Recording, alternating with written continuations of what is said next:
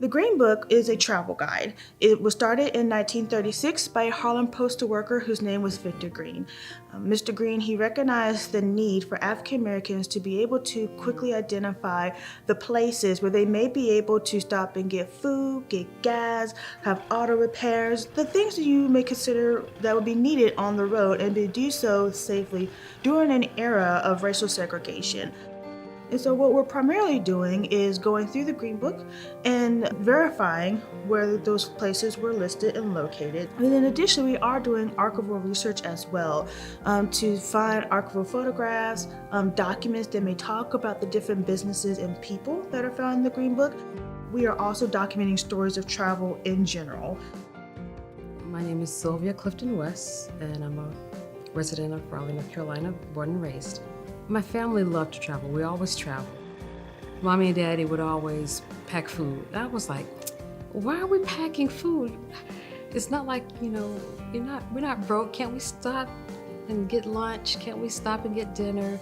But Mommy would always pack, sandwiches. She'd make chicken sandwiches, bologna sandwiches, always pack it. But now as a grown person, I think about how when she was growing up, you didn't even stop to eat because there was no place to stop to eat unless you knew of a safe place where you could stop. And so I think that carries on from generation to generation to generation.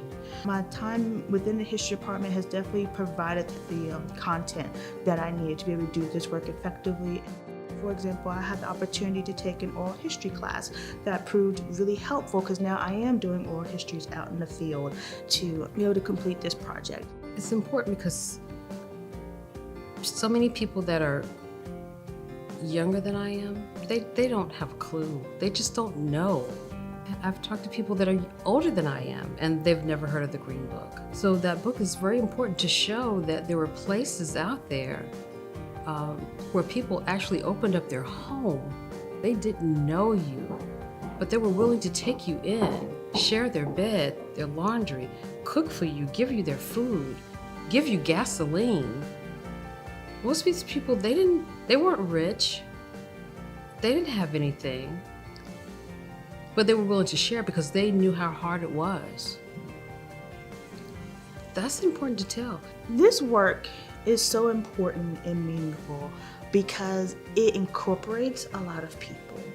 It really brings back to mind that just the different places, big and small, all play a role into the way we understand the past and how it shapes the present. So bringing in not just the local history, but community members into this larger process of answering the so what. And I would say that is the power of public history, the way it democratizes making meaning of the past.